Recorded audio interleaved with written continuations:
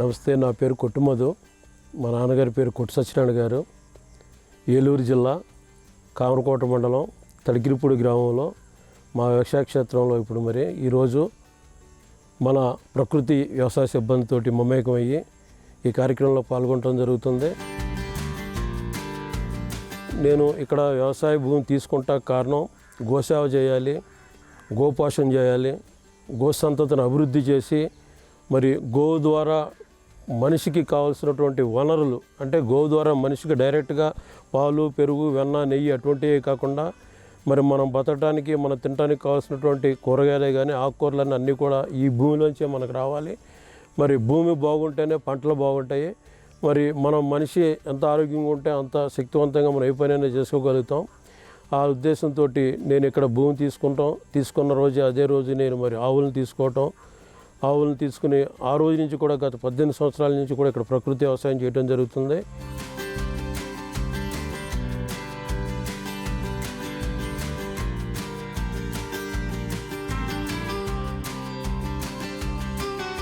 వ్యాపారం మా అబ్బాయికి అప్పచెప్పి ప్రకృతి వ్యవసాయంలో మరింత మెలకువలు తెలుసుకుని తోటి రైతులకు కూడా ఈ విషయంతో అందరూ కలిసి చేయించాలన్న తలంపుతో ఇక్కడ రావటం జరిగింది. ఈ భూమి తీసుకున్న తర్వాత ఈ రోజు వరకు కూడా కలుపు మందు కానీ, పురుగు మందు కానీ, లేకపోతే ఎటువంటి డిఏపి అని కానీ, సూపర్ కానీ, ఇంకా ఎటువంటి రసాయనిక ఎరువులు కానీ, లేకపోతే ఫెర్టిలైజర్స్ కానీ వాడకుండా కంప్లీట్ సేంద్రియ పద్ధతిలో చేసుకుంటే ఈరోజు మేము ఈ భూమిని అభివృద్ధి చేయడం జరిగింది. ఎవరైనా సరే ప్రయత్నిస్తేనే కానీ ప్రతిఫలం మనకు దక్కదు. అందులో దిగాలి మనం ఎప్పుడైనా సరే. నేను ఎవరు ఏం చెప్పినా సరే ప్రకృతి వ్యవసాయం గురించి నాకు అవగాహన ఉండి మేము చేసేది బేసిక్గా కూరగాయలు హోల్సేల్ వ్యాపారం. మేము మార్కెట్లోకి వచ్చే కూరగాయలు చూస్తుంటే అమ్మాలంటే మాకే మనసప్పదు. వంకాయ కొంది 100 సార్లు స్ప్రే చేస్తున్నారు, టమాటా కొంది పంట అయ్యేటప్పుడు దానికి కూడా ఎన్నో స్ప్రేలు చేస్తున్నారు. ప్రతి కూరగాయ కూడా స్ప్రే చేయకుండా ఏది రావట్లేదు. ప్రతి దాని మీద కూడా ఈ పురుగు మందుల అవశేషాలు ఉంటే మనుషులకి ఎంత అనారోగ్యం కలుగుద్ది ఏంటన్నది కూడా నేను ప్రత్యేకించి మీకు చెప్పక్కర్లేదు. దీని నుంచి మార్పు అన్నది ఒకరితోటే మొదలవదు. ముందు ఒక అడుగు మనం వేస్తే మన వెనకాల ఇద్దరు వచ్చినా, నలుగురు వచ్చినా, నలుగురు ఎనమండుగురు వచ్చినా అలా మార్పు తీసుకురావాలనే ఉద్దేశంతో నేను ప్రకృతి వ్యవసాయం చేయడం జరుగుతుంది.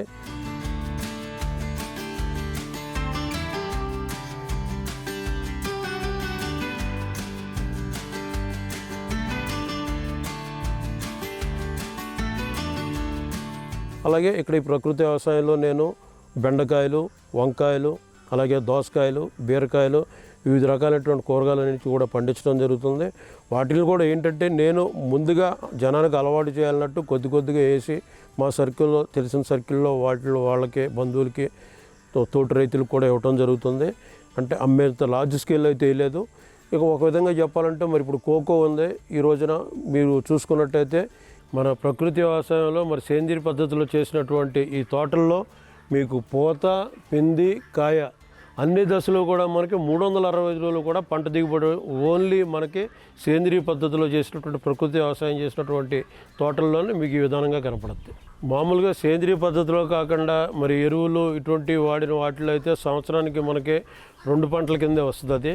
కానీ ఈ సేంద్రియ పద్ధతిలో చేయటం వల్ల 365 రోజులు కూడా పంట దిగుబడి ఉంటుంది. ఇందులో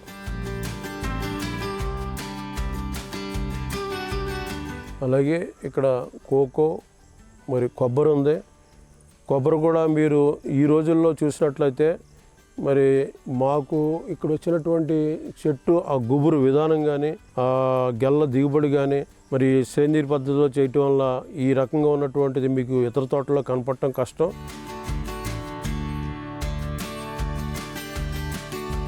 అలాగే కోకో, కొబ్బరిలో అంతర పంటల కింద యాలుకలు, పైనాపిల్, అలాగే ఆల్ స్పైసెస్ అని చెప్పని మనం కూరలో మసాలాలన్నీ కూడా వేసుకోకుండా 2 ఆకులు వేసుకుంటే సరిపోయేలాగా ఆల్ స్పైసెస్, దాల్చిన చెక్క, అలాగే శ్రీచందనం, ఎర్రచందనం, ఇలా ఎన్నో రకాలైన అంతర పంటలు కూడా ఇందులో వేయటం జరిగింది.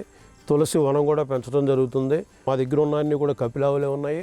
వాటి మూత్రం కూడా మేము కలెక్ట్ చేసే విధానం కూడా వచ్చినటువంటి మూత్రం వృధాగా పోకుండా ప్రతిరోజు కూడా ఉదయం 5 గంటలకి అవి లేవకముందే మా మనుషులు ముందే మేల్కొని ఆ మూత్రం డైరెక్ట్ గిన్నెలో పట్టి డ్రమ్ములో కలెక్ట్ చేసి పెట్టుకుంటాం. మేము మనం ఎలా అయితే ప్రతినిత్యం ఆహారం తీసుకుంటామో అలాగే ఈ భూమికి మేము ప్రతి నెల రోజులకు ఒకసారి ద్రవజీవామృతం కలిపి మరి ఇంచుమించు ఎకరానికి వచ్చేటప్పటికి ఒక 3-4 డ్రమ్ములు ద్రవజీవామృతం కలిపి చెట్టు మొదట్లో కానీ లేదా మనం డ్రిప్పులు ఆడుతుండగా వాటిల దగ్గర కానీ పోయటం జరుగుతుంది. ఘనజీవామృతం కూడా ఏం చేస్తామంటే ఒక ట్యాబ్లెట్ల రూపంలో తయారు చేసుకుని ఇప్పుడు 10 కేజీలు ఘనజీవామృతం ఉన్నట్టయితే 100 కేజీలు మాగిన ఎరువులో దాన్ని మిక్స్ చేసి అలాగే చెట్లకు కూడా వేరు వ్యవస్థ ఎక్కడైతే ఉంటుందో అక్కడే మనం ద్రవజీవామృతం ఘనజీవామృతం కూడా అక్కడే మనం ఇచ్చినట్టయితే చెట్టు బలం త్వరగా పుంజుకుని మంచి కాపు చెట్టు హెల్తీగా ఉంటుంది. అలాగే ఈ పంటలకు కూడా ఎప్పుడైనా చీడపీడలు అన్నది రేరు. మరి 18 సంవత్సరాల్లో నేను 2 సార్లు 3 సార్లు స్ప్రే చేసి ఉంటాను. ఈ దశపత్ర కషాయం కానీ లేకపోతే అగ్నాస్త్రం కానీ ఇటువంటి అయినా సరే ఏదైనా ఎప్పుడన్నా ఏ గొంగళ పురుగు లాంటిదో ఎక్కువగా ఉన్నప్పుడు చేయడం జరుగుతుంది. ఒకటి మనకి ప్రకృతి వ్యవసాయం భూమి అలవాటు అయిపోయి చెట్టు ఆ ప్రకృతి వ్యవసాయంలో పెరిగిందంటే చీడపీడలను కూడా తట్టుకుంటుంది. అలాగే మరి మీ అందరికీ తెలిసిందే గత కొన్ని సంవత్సరాలుగా తెల్లదోమతోటి మన రైతులందరూ కూడా ఇబ్బంది పడుతున్నారు. మరి ఏర్లకి మందు కడతాం, తర్వాత పెద్ద పెద్ద గన్స్ తీసుకొచ్చి స్ప్రే చేయటం అన్నీ కూడా చేస్తున్నారు. ఈ రోజు వరకు కూడా నేను తెల్లదోమ నిమిత్తం ఎటువంటి స్ప్రేలు కూడా నేను చేయలేదు. కానీ ఆ తెల్లదోమ ఎఫెక్ట్ మా తోట కనపడతలేదు. కారణం సేంద్రీయ పద్ధతిలో వ్యవసాయం చేయటం వల్ల. ఆ తర్వాత వచ్చినటువంటి కలుపును కూడా మరి కూలీలను బట్టి కలుపు తీపించాలంటే సంవత్సరానికి వచ్చేటప్పుడు 1-2 లక్షలు ఖర్చు అవుతుంది. మరి ఇది మనం ఈ ఖర్చును తట్టుకోవాలంటే మరి రైతుకి భారం అవుద్ది. దాని గురించి అని కూడా నేను ఆలోచించి కొన్ని గొర్రెలను తీసుకురావడం జరిగింది. ఈ గొర్రెలు మన తోటలో ఉన్న కలుపు ఎప్పటికప్పుడు అయ్యే క్లియర్ చేసేస్తాయి.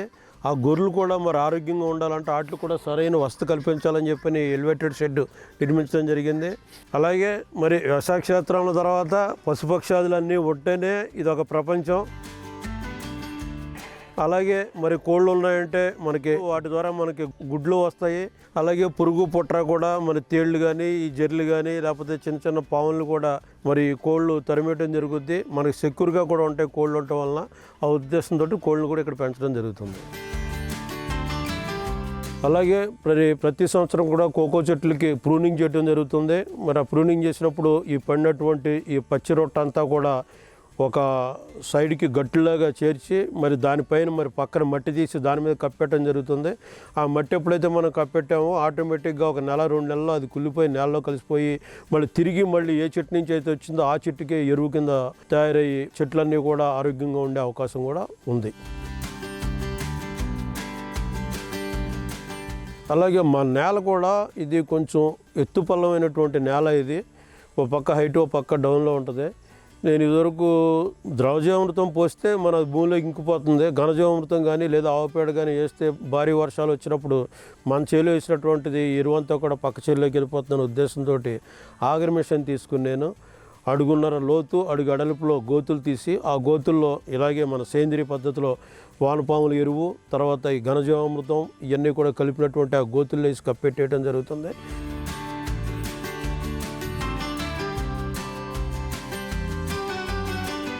కోకో చెట్టు ఏదైతే ఉందో దాని వేరు వ్యవస్థ ఎక్కడి వరకు అయితే వస్తుందో, అలా కొబ్బరి చెట్టు వేరు వ్యవస్థ ఎక్కడైతే వస్తుందో అన్ని వేరు వ్యవస్థలు కలిసే చోట గుంతలాగా తీసి అదే మీకు మరి చేతితో తీస్తున్న బట్టి మెత్తగా వచ్చేస్తుంది. ఇంత ఫ్రీగా వెళ్ళిపోతుందంటే మరి మనం వాడేటువంటి ఘనజీవామృతం ద్రవజీవామృతం వల్ల నేల గుల్లబారిపోయి ఇదిగోండి మీకు వానపాములు కూడా మరి నేలలో అంతా అభివృద్ధి చెందితే మనకి ఈ చెట్టుకు కావాల్సినటువంటి పోషకాలన్నీ కూడా పుష్కలంగా అందుతాయి.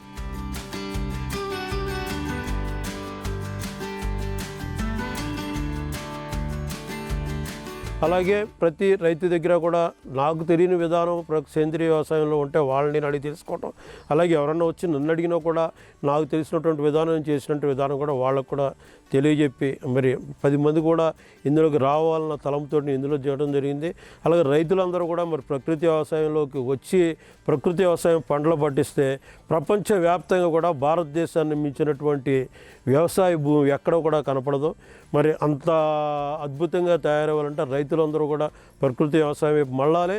ప్రకృతి వ్యవసాయం మనం అభివృద్ధి పెంచే కొద్దీ క్యాన్సర్ వ్యాధి స్లోగా డౌన్ అయిపోవడం కూడా జరుగుతుంది.